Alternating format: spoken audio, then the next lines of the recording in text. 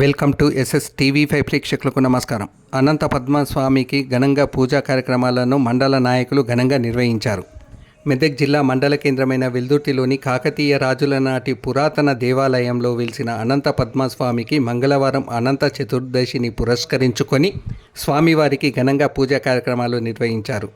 ఈ కార్యక్రమానికి మండల మహిళా అధ్యక్షురాలు కొత్త ముక్తాబాయి ఆధ్వర్యంలో ఈ పూజా కార్యక్రమానికి నాయకులు నరేందర్ రెడ్డి, నరసింహారెడ్డి, తలారి మల్లేష్, సుధాకర్ గౌడ్, జగ్గ అశోక్ గౌడ్ కుమార్లు ఈ పూజా కార్యక్రమంలో పాల్గొన్నారు. చాలా పురాతనమైన ఆలయం కాకతీయ రాజులు కట్టినది. వెల్దుర్తిలో వెలుగు వెల్దుర్తి అయింది. అనంత పద్మనాభ స్వామి వెలుగు ఒక్కొక్క కార్తీలో ఒక్కొక్క కిరణం పడుతుండే ఈ దేవుని మీద. అనంత పద్మనాభ స్వామి ఇలా అనంత చతుర్దశి. ఈ రోజు ప్రత్యేకత ఏమది? అనంత చతుర్దశి అంటే వత్తులు కాల్చుకుంటారు. 1,00,000 ఒత్తులు, 1,00,00,000 ఒత్తులు ఇలా కాల్చుకుంటారు. అదేంటంటే సుమంగలిగా ఉండాలి, పిల్లలు బాగుండాలి, ఆరోగ్యాలతోటి ఇలాంటిగా. అది అనంత నోము ఉంటుంది. అనంత పద్మనాభ స్వామిది మొక్కు ఉంటుంది అన్నట్టు. అనంత పద్మనాభ స్వామి వ్రతం చేసిన వాళ్ళే అనంత పద్మనాభ స్వామి ఒత్తులు కాలుస్తారు. కాబట్టి ప్రతి సంవత్సరము అనంత చతుర్దశి సందర్భంగా ఇక్కడ ఒత్తులు కాల్చుకోవడానికి భక్తులు అధిక సంఖ్యలో వస్తారు.